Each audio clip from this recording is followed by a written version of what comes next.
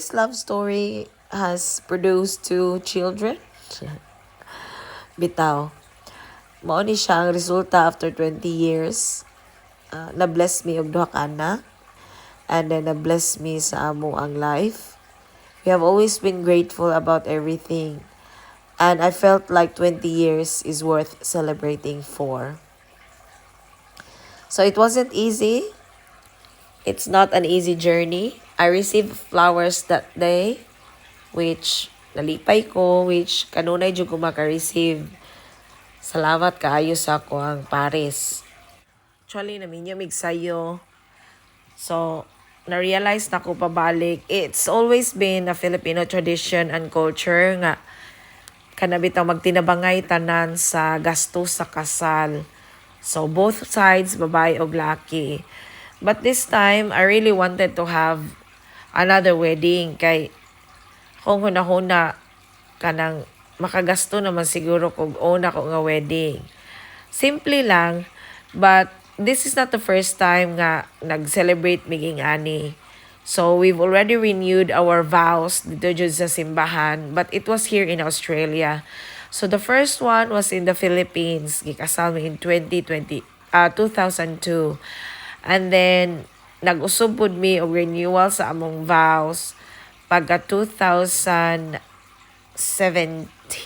yata to 15 years mi sa Australia. So, karon 20 years I always wanted yun nga kuan pero wala man diri ang among mga family so dili kaayo maayo siguro nga mag-celebrate og dako kung wala ang pamilya. Usap pud ana na I work unya usap pud ana usahay bitaw moingon natong kuan nga mana bitaw tagkasal magpakasal-kasal na pud tag-usab so but it's worth celebrating for para nako. So I really prepared for this nya naghatag og idea sa ako bana nga gusto ko mag-set up something very special outside. So I really did it and I was really satisfied. I'm very happy. Na-feel na ko special kayo siya although dili siya nindot kaayo nga like grand, super grand yun. I feel like our house is or our home is more than a 5-star hotel. We are beyond blessed and very happy. Content and very grateful me kung unsay naa sa amo. And I always thank the Lord and for blessing us of what we have for the intercession of Mama Mary. So my husband is a good cook, so why not? Nagluto mi sa amo. And then adto na mo gumiglaing places na we always go out during other celebrations. But this time, I want to see it in my own backyard. So, muna siya ga-set up ko. To make it more special, syempre, I wore something special so as the girls og akong bana. So, I really prepared for that. Gusto ko magpariha mi, pero wa man gyud pariha nga color di ay kay lahi-lahi man mi gi-orderan sa among sinina. So, gipalitan. It was a dream come true.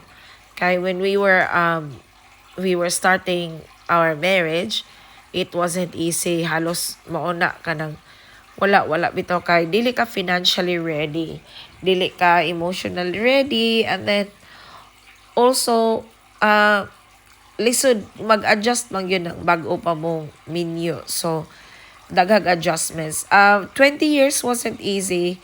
It's not just wow, mauna di ay ni ana dali mauday na siya. No, it's not. According bitaw nila ingon sila 20 years 10 years na ako jud kuno na 10 years each sa marriage.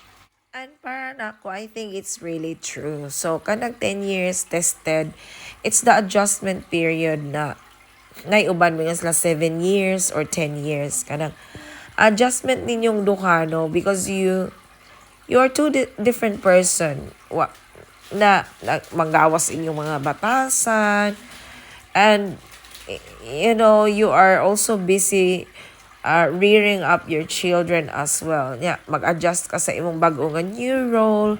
So things like that. This one ako dyan yung ipagama ni Sister Annalyn nga cake because I want her especially to make this cake. I made it. I see to it nga na I red roses on top because among motif sa una sa among kasal is red. Unya, ipabutangan ako mga green nga macarons because emerald green is for 20, the color of 20 years wedding anniversary. So, muna siya kanang nag-invest ko sa cake because I love that. I think it's the highlight of the activity. Kasagaran ingana gyud na no nice pero nindot pud siya lami pud siya muluto.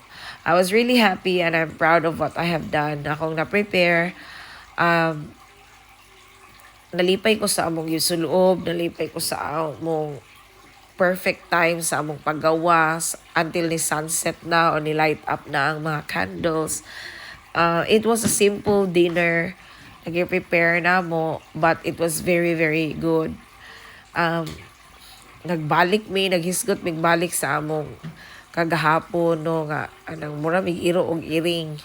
Sige lang away, but we have uh, we have prayed so much for this success of this marriage. We've been strong and we are getting stronger pag yun in the coming years.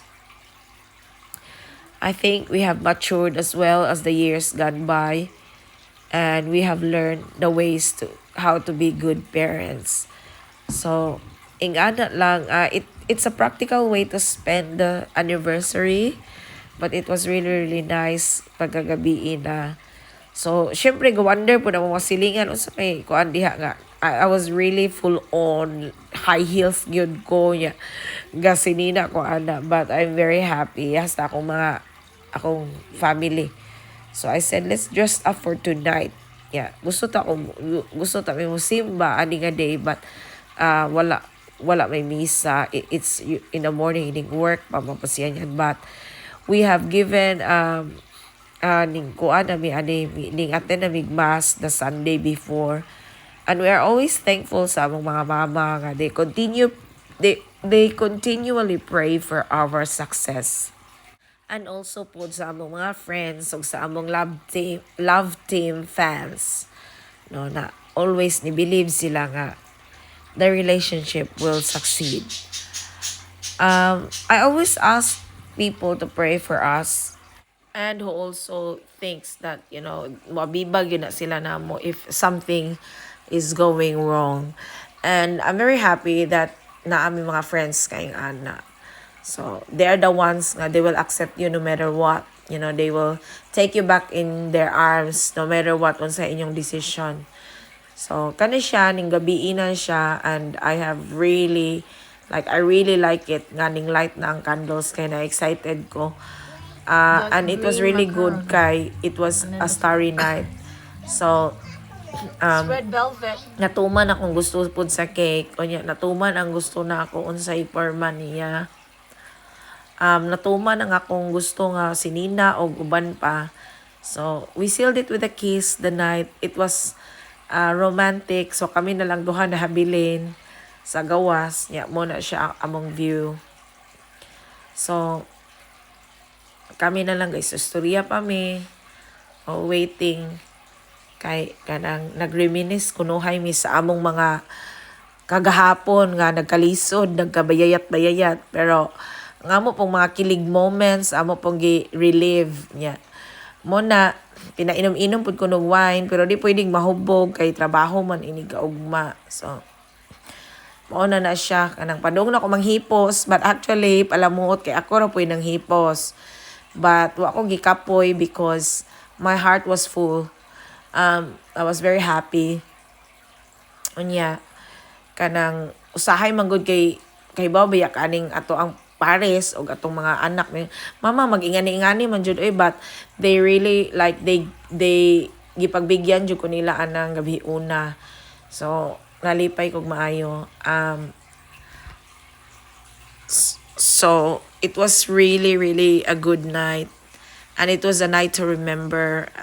I thank the Lord for everything. For the house, for everything. Sa Tanan Santos, pinakagamay nga butang nga naa sa amang balay. Pasalamat ko ni Mama Mary sa mga pagtabang og sa tanan-tanan nga nakuan na successful ang marriage. It was really good and I'm very very happy. Again, do not give up and always fight for the ones that you love.